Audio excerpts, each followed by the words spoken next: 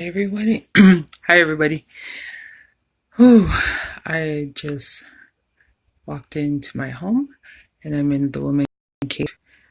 I would show you guys the rest of it, but then you just might think, wow, she needs to clean up her woman cave. Um, Hi, Bono. We missed you tonight. Just got back from singing for Stella's family. And so, for those who are following and you don't know, I was part of the Divine Heritage Choir here in Salt Lake City, Utah. And the choir started out 2000, year 2000. And we're made up, I haven't sang with them for a while, but we're made up of members of the Church of Jesus Christ of Latter-day Saints and those who have served missions for the church, and also for those that come from other churches. We actually had a member, her name's Donna. She was searching for truth, and she had been going to all these different churches. And she was actually, hi brother, hope to see you on Monday. And sorry, mom is texting right now for Stella's viewing. Hi Colin, Mackie, look at you and your girlfriend. You guys are so cute. And sister Stella, I don't know if that's sister, or not Stella,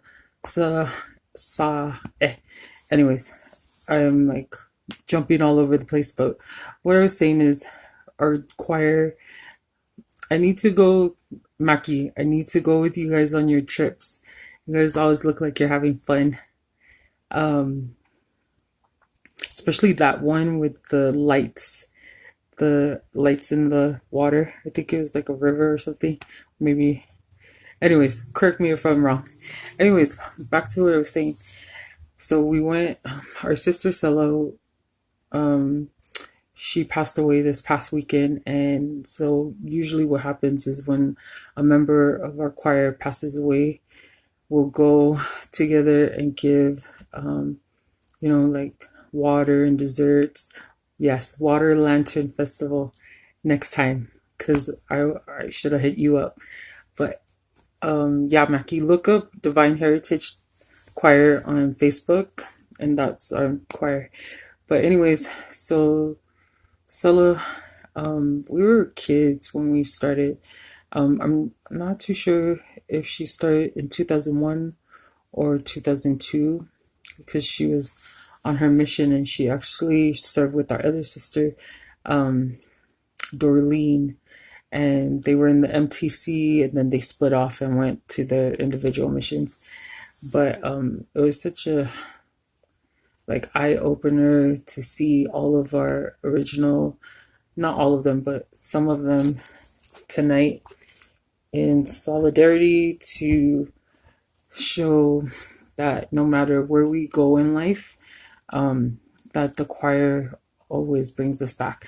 One of our presidents, Lisa, she had this mantra that we were talking about tonight, that once you're a member of Divine Heritage Choir, you're always a member.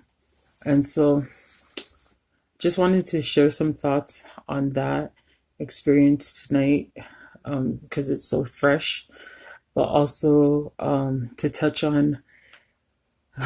So last night I touched on how to stay ready. So when opportunities and blessings come, you're not trying to get ready, you're actually prepared, and you know what to say and do. Due to my experience about meeting elite, no, not elite, elate the minds. And so meeting those guys. And no, brother, you're good, Bono. Not everybody could make it tonight, so we're looking to seeing if we can possibly have practice on Sunday, because the new choir members, they have a fireside, so hopefully we can practice with them and then sing for the viewing if that's the plan. But I know that they're gonna put word out, so I'll message you if you don't get them already. But yeah, you weren't the only one So small kind because you're always working hard. Um, but so we had one of our sisters, Ashley Salt Finau, I think, her because she just got married, but she flew in from Texas. And so what it is that you have these group of people, us, we grew up together throughout our young adult lives, and then people moved on to getting married and going to college, just not Pacific Islanders. Um, Sorry guys, like I got a text and then it went blank. Anyways, um, so it's not just Pacific Islanders or people, like the end goal is to share the gospel, share why we're members of the Church of Jesus Christ of Latter-day Saints, but it's not um, the type of choir that would exclude you from coming. If and me, like I don't know yet. Hopefully, um, I don't know how to write music or sing the way I wish I could sing, like all the other altos in my section. But um, just like when you read in the scriptures, whether you read it in the Bible or in the Book of Mormon, the gist of the gospel is that you love people because that's what Christ was. He was nothing but love. And so it was nice because her brother, I actually met her brother first through the choir before meeting Sella, and they're just a great family. And then I became great friends with Riley's wife now, Anya, because I was always around the Wolfgram family, the Brown family, and so it's just if you have the opportunity to join a choir, or even if you're here in Salt Lake and you want to sing and you think you can sing, I would suggest look them up and go to their practices. The active president right now is Lonnie Parker or Park. Should have got that, but they're they're still continuing on what we grew up in, which is this long-standing choir, and we're actually going to hit our 20 years next year, and so that's going to be amazing to come together. They already have like actively right now anywhere from 14 to 20 people, but if you put together the 20 years of the members that went in and out, it has to be like, I would say, hundreds to thousands of people. 20 years is a long time. And so um, what I wanted to share briefly about that is that if there has ever been a time that you felt like, who can I turn to, or there's nobody to turn to, and you're not in a place where you feel like you could turn to Heavenly Father, I would say to look for these type of groups to latch on to until you're able to be that person that kind of herds people in to your circle, because everybody needs everybody, whether we want to believe it or not. We all need each other to survive this life, because who honestly wants to be just alone and isolated? And I know I thought throughout my lifespan there were moments where I was like, nah, I'm good. I can be alone. I can isolate myself. I'll be so happy. I can just do whatever. I don't have to share my food. I don't have to share anything. And really, that could last maybe a week and you're happy. But after that, it's just downhill depressing. And so I would say if you're the type of person that's not social, or you were social and now you're antisocial because you've been hurt, or you've been just anything negative, I would say look up Divine Heritage. I was gonna say .org, but I think that was our old website. But just look them up on Facebook, and they have Instagram. They're on uh, YouTube, and so you know you don't have to be single. They have married couples in there. I think the age they would prefer you to start coming is 17. But even that, like I said, I haven't sang with them for a long time, so you would have to hit up Lonnie Park. And so, yeah, it's just feel good. Like a couple of hours being with them, singing with them. A lot of the music are original written and composed, arranged music by the members of the choir. And yeah, I'm gonna just quickly share a thought of Sela that I was thinking of as we prepare to see her next Monday and lay her to rest. There was, I think I might have been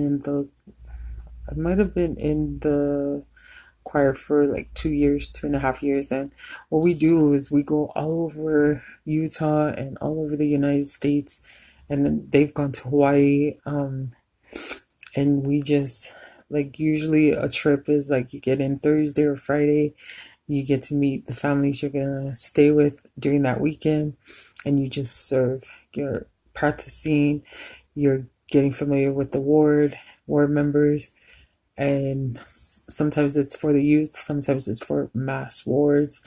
I don't think I've ever sang for a branch, but we might have, maybe in state. But it was always like those trips were always hectic because you have so many different strong personalities and people wanting things their way. But at the end of it, it always came back together. And my favorite parts were when we would do this hour to hour and a half, I think, fireside on Sunday and sometimes Saturday. And then we would go into, it felt like another fireside because it's like testimony meeting, and you're hearing from the families that you touched, and then you're sharing how you were touched by the families for letting us stay in their homes. And I just remember, before I go to that other memory with Stella, I just remember Stella always, if she wasn't quiet and just observing and just trying to take everything in, she was always like sitting there encouraging you. If you were emotional and crying, she'd just have this big old smile on her face trying to get you to smile. And if she wasn't smiling because she was touched, she would be crying with you to let you know that she was with you. Like if you were nervous or anxious standing there in front of everybody, she was trying to be that smiley face in the crowd so that you would feel strength to make it through your testimony. And I will always be thankful for her. And we were saying, like, some of us that were together tonight, like, as we were singing, we could hear her, felt like we could hear her from singing from heaven. We could hear DJ, one of the last member before Sela. We could hear him singing. We had thoughts of our President Lisa, and other people had their own memories of other amazing, amazing Divine Heritage members that have passed on. So the 6 that have left us now, I believe Blue was our first one, and then Bertha, then Lisa, or no, Cowie Sika, and then Lisa. I get those two mixed up because it felt like they were close. No, maybe it was Cowie. I suck at this. But it was Cowie, and then Lisa, then DJ. He was our only priesthood holder that has passed, and now Sela. And it was hard for me to because it just didn't hit that Stella's gone. But it was hard for me to open my heart up a little bit, only because by opening up how I feel about Stella and knowing that her family is mourning, because in opening up my heart about losing her, it reopens the five that have gone before her. And so if you're not a member of the Church of Jesus Christ of Latter-day Saints, we believe that families will and can be reunited in the next life. And sometimes if you don't believe what we believe, it can be hard in thinking that there's more after this life. But in just having conversations with Tyree and Ty Singer, Brother Ty, tonight, it's like, for me, there are principles and beliefs in the gospel, but the end goal for me, because I can't speak on every person that's in the church, for me is that my insurance, like we have car insurance, we have home insurance, we have medical insurance, my insurance, no matter what the standard is, the end goal and the ongoing goal daily is just to love people back into the gospel. I want to say that President Hinckley said that, or maybe it was President Monson, that if you just love people back into the gospel, then you're doing more than needs to be done, because you can teach people millions of lessons. You can bring millions of missionaries to try to help people be in an environment of inclusion and acceptance. But if there's no love, for me, if there's no love in those efforts and those moments you're trying to create, then nobody's going to feel anything, nobody's going to commit to anything, and there you are. You have no desire to believe that families can be together forever. And so I'm just so grateful. So switching gears, we're serving for a funeral and Stella's standing by me because we're altos, and I can be super sarcastic and super rude, and so just standing by her and remembering these people. I know it's so bad. If you imagine, if you've ever watched I think it's The Other Side of Heaven, but, and I know Hollywood, you have to be like extra, and I think I want to say we were like 18. I think we were 18 or 19, but I go, why is everybody crying? And now I sound like a crazy person standing there by her, and she's like, what? And I'm like, why are they crying like that? Because for real, like, and you people know, like, some people are, like, some people mourn and they're really mourning, and some people just extra. And so my rudeness, I'm like, that's too much. And like, who am I to cap off, like, say there's a capacity of how you can mourn, or and when you can mourn and whatever. And so I say that to Stella, and then she was just like, I could tell she just wanted to scratch my eyes out, but because she's such a positive person and smiley face, she's like, oh, sister, it's because they feel pain, and yeah, that's how they cry. And I, again, being the sarcastic person that I am, I was like, oh, and I knew, like, I knew I offended her, and I'm like, oh, I'm so, I mean, sorry. Yeah, I probably shouldn't have said that. And she's like, it's okay, but yeah, just remember, and another thing, we're at a funeral. Who critiques people's mourning? And I was like, You're right. And so, miss her. So grateful to have stood with her, and so grateful for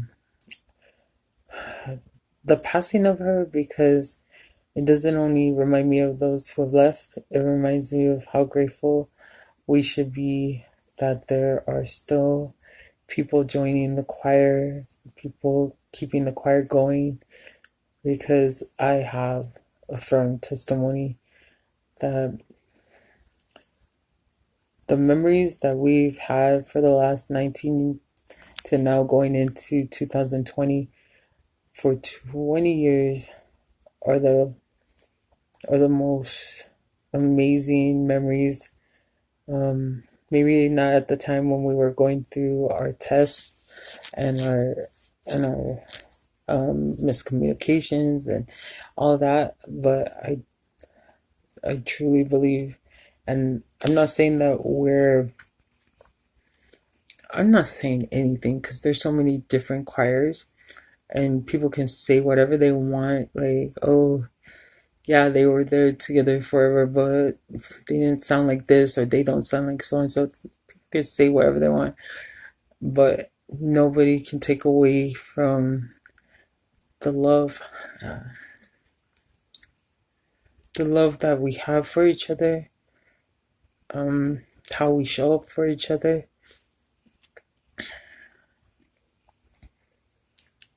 and that is something something worth being proud of.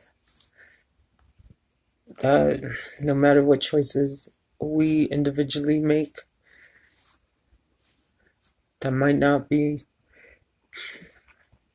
in line with the gospel, we still have this amazing gift Heavenly Father gave us.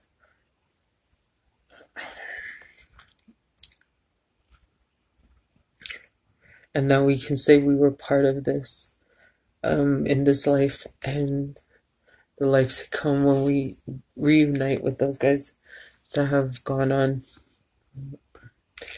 It's just a beautiful thing.